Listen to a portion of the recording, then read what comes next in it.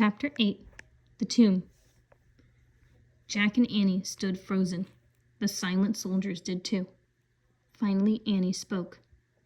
"They're fake," she said. "Fake?" whispered Jack. "They're not real," she said. "They look real," said Jack. Annie walked straight toward the front row of soldiers. Jack held his breath. Annie pulled the soldier's nose. "Fake," she said. "Oh, brother," said Jack. He walked over to the soldier and touched his painted face. It was as hard as stone. "It's amazing," said Jack. Annie nodded. "It's like a museum." She walked toward a row between two lines of soldiers. "Wait, this is spooky," said Jack. "What is this place?" He put down his sack and pulled out the china book. He found a picture of the frozen army and read aloud. The Dragon King had 7,000 life-size clay figures made for his burial tomb. The clay was baked and painted. The Dragon King hoped that the clay army would protect him after he died.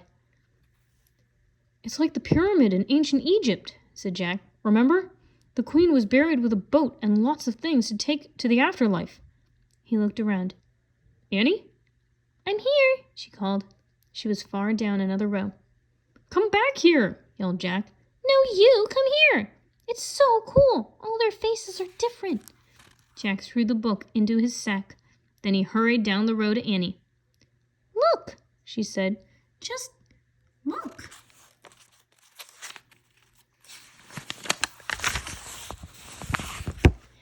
In the flickering lamplight, they wandered down the rows of soldiers.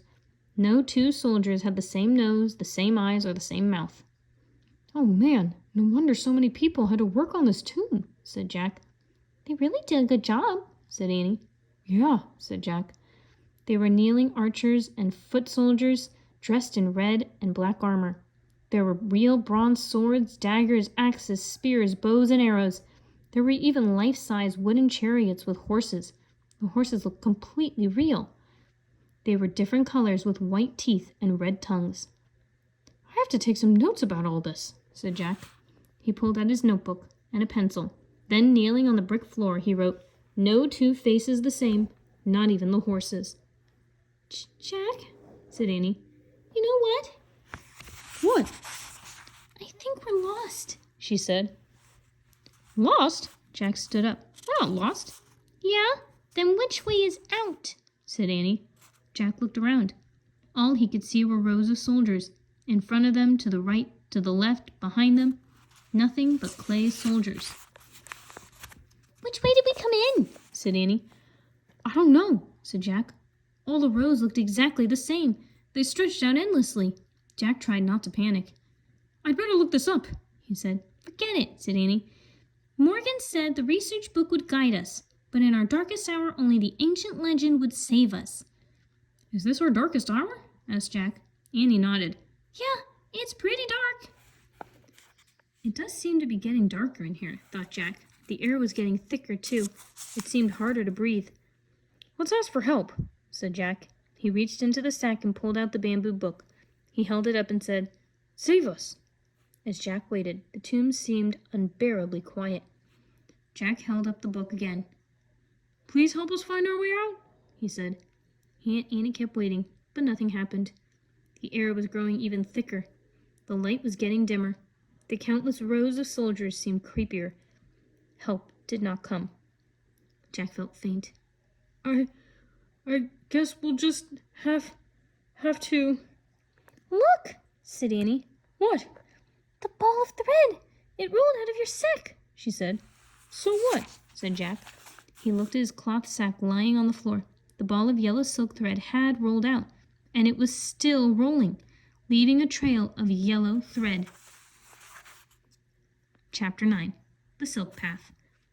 "What's going on?" said Jack. "I don't know," said Annie, "but we'd better follow it." She hurried after the ball of silk thread. Jack put the bamboo book into his sack and took off after her. They followed the trail of thread down the row where it turned down another row. "Hey, that's impossible," said Jack. "That's scientifically impossible." "I told you it's magic," cried Annie. Jack couldn't believe it, but he kept following the thread. Suddenly the trail of thread was gone. The ball had completely unrolled. Jack and Annie stood still for a moment and caught their breath.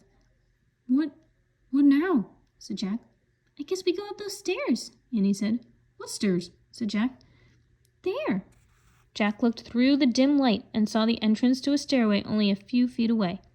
Let's get out of here, he said. They ran up the stairs. At the top, they saw that they were in the hall that led to the entrance of the mound. They walked and walked and walked down the lamp-lit passage. Finally, Jack stopped. I don't remember this hall being so long, he said. Me neither, said Annie. I guess those weren't the same stairs we went down. What should we do now? Said Jack. We'd better keep going, said Annie. Yeah, we don't have much choice, said Jack. They started walking again. They rounded a corner and came to a door. Oh, great, said Annie. Wait, we don't know what's on the other side, said Jack. Go slow, be careful. Okay, said Annie. Slowly and carefully, she opened the door, then she peeked out. Yippee! She said softly. Annie stepped into the fading daylight. Jack stepped out after her. The sun had gone down. They were standing outside the gate of the Dragon King's palace. They could see the market not far away. The stalls were closing for the day. We're safe, said Annie. Jack breathed a huge sigh of relief. Just then a gong sounded. It was coming from the tower of the city walls. Oh, man, they're going to close the gates, said Jack. He clutched his sack as they took off. They charged up the street, ran past the market, ran past the rich houses, past the poor houses. Their straw shoes fell off. But Jack and Annie kept running barefoot. Just as the giant wooden gates started to close, they tore through them. They charged across the bridge and kept running up the dirt road, past the farmhouse and through the field. By the time they reached their tree, Jack's lungs ached. His heart pounded, his feet burned. He followed Annie up the rope ladder. When they got inside the treehouse, Jack collapsed. Let's go home, he said. Out of breath, he reached for the Pennsylvania book. Wait, said Annie, looking out the window. They found each other. Who found who? Said Jack, panting. He dragged himself to the window and looked out. Two figures embraced at the edge of the field, the silk weaver and the man who took care of the cows. Oh, yeah, said Jack. Bye, Annie called to them. The couple waved back. Annie sighed happily. We can leave now, she said. Jack opened the Pennsylvania book and pointed at the picture of Frog Creek Woods. I wish we could go there. The wind started to blow. Jack looked out one last time at the Chinese couple. They seemed to be glowing like stars. The treehouse started to spin. It spun faster and faster. Then everything was still. Absolutely still. Chapter 10. The Ancient Legend. Jack opened his eyes. He was wearing his own clothes and his sneakers. The cloth sack had turned back into his backpack. Welcome home, Master Librarians, said Morgan. She stood in the treehouse, smiling at them. Hi, said Annie. We brought you the ancient legend, said Jack. Wonderful, said Morgan. Jack reached into his pack. He took out the china book. Then he pulled out the bamboo book. He handed them to Morgan. What's the legend about? Said Annie. It's called The Silk Weaver and the Cowherd, said Morgan. It's a very famous Chinese tale. Guess what, Morgan? Said Annie. We actually met them. We helped them get together. Oh, did you? Said Morgan. Yeah, said Jack. The Silk Weaver's ball of silk saved us. What does the legend say about them? Asked Annie. It says that long ago they were heavenly beings who lived in the sky, said Morgan. When they came to the earth, they fell in love. That's when we met them, said Annie. Yes, I imagine so, said Morgan. The book you brought back tells about their happiness on earth, but I'm afraid a later legend tells us that they were returned to the sky. The king and queen of the sky separated them by a heavenly river called the Milky Way. Oh no, said Annie. They get back together once a year, said Morgan. On that night, birds make a bridge in the sky over the Milky Way. Jack and Annie gazed up at the bright summer sky. Go home now. Come back 2 weeks from today.